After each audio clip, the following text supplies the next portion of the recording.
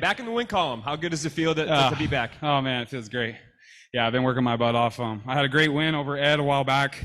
Didn't have the greatest showing on my last fight. Just didn't prepare properly, but I felt great this fight. Felt like I had a great gas tank and didn't really get tested with it, but it's a good W. It had been a while since you fought. I mean, you had the loss, and then Bellator went on break, and then this fight was supposed to happen and got postponed. So what was that off period like for you? Was it difficult sitting on a loss for months on end, essentially? I'll tell you what, it is the worst. You just have to sit there and suck on that losing lollipop for freaking, 7 months or more for me. And it's not like the old wrestling days where you got a match next week and you can redeem yourself. So yeah, it sucked dealing with that. I put a lot of thought and effort into this camp because of that last fight. And I'm coming into fights a lot more leaner with a big gas tank. So the only guys who've been able to beat me is generally when I get tired. So, and you may have touched on it there, but you said you didn't prepare properly for that loss. Yeah. So what did you do differently this time to win?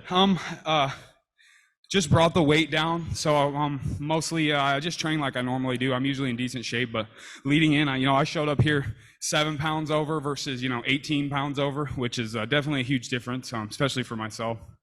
So. Taylor over here.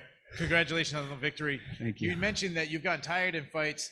It seemed like your opponent really wanted to press the action. He was coming forward the whole time. Did that surprise you at all? Or It did a little bit. I kind of expected him to come forward, and I figured he'd want to grapple me. Seeing my last performance, man, if I can just hold this guy down and get him tired, I might be able to finish him in the later rounds. I kind of was expecting that, maybe grinding me against the cage, but came out and started throwing low kicks. I'm like, oh shit, you want to have a striking match? So was really thrown off when he came out like that. But as soon as I grabbed a hold of him, just wasn't there. He was not the guy. I've wrestled guys up from all over the world, the toughest freaking dudes on the planet. They've thrown me around like that guy was not the guy. So, it's weird. You've mentioned you've had some unbelievable performances. You've had some hiccups. What do you have to do to improve? Like, what improvements do you have to make so you have a lot more performance like you had tonight? Just gas tank, baby. Got to be hitting that road work. I just train my butt off and don't allow myself to get too big. Naturally, I can get up to 220. I like to be big, big hoss, feeling good. But for the 185 division, I need to control my body, control the machine, the business. I got one more question, a kind of two-part question. So the Bellator rankings came out. You're not ranked. Yeah. You have a win over someone who is ranked. Yeah. Are you upset about not being ranked? I'm the dark horse. I honestly don't feel like I've earned shit. I mean, beating Ed is beating Ed, but I want the top dudes and I want to put them to sleep. And that's just, what I'm training and preparing for. But yeah, I mean, everybody's asked me, like, Ed's ranked above you. I'm like, well, Ed has actually on paper done a lot more than me in the welterweight division. But yeah, I don't, there's never going to be a day where Ed Ruth can beat me. So no, I don't think he should be ranked in front of me. Yeah. So are you going to ask for a ranked opponent next? Yeah, whatever they're thinking for me. But yeah, I'd like one for sure. And sometimes too, if I'm gonna be fighting guys like my old training partners fighting tough ass dudes, I'd like probably a little more money if I'm gonna have to fight potentially my friends and potentially the toughest dudes in the division. But you know how it is. I do what I can. I'm happy to be here. That's it. Thank God I'm here. Hey Taylor. So Kevin from Fighter Path MMA. Quick question here. Listen, you said you're not a fan of leaving things undone improperly, right? And you seem to be a guy that likes to keep the train moving. Yeah. So listen, you've lost against Eblen. You said it was the worst way to go into a fight. He's ranked. Yeah. Do you want to see that running back? I would absolutely fight Eblen again. And he's tough. He's a tough guy. I'll give him that. But I know if he's smart, he's never gonna want to fight me. He was able to skim by at my worst. He's dead at my best, I like that question, though. I've had a lot of people asking, man, so I appreciate that. Thank you, guys. We'll take a few more questions here. Yes. Jack, your line is now live.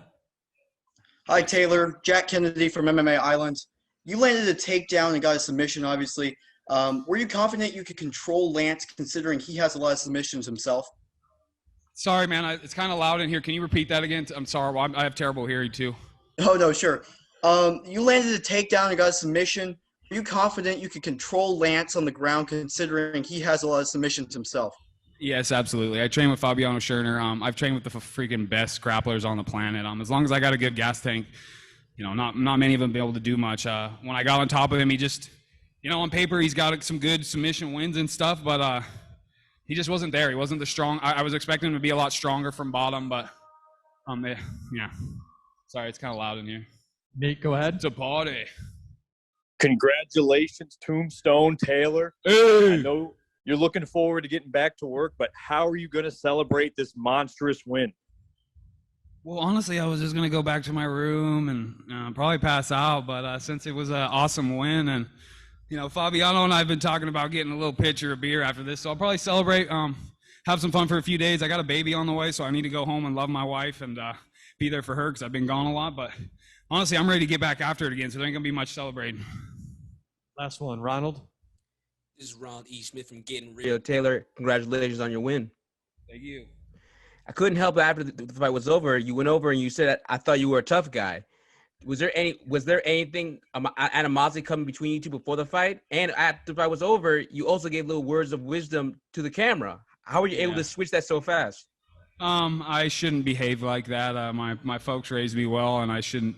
You know, you never need to lash out like that. An ass whipping's good enough. You know, you don't need to put it in somebody's face. But at weigh-ins, he said something about, well, you ain't going to have any excuses this time. And I know he was talking about the Eblen fight and my poor performance.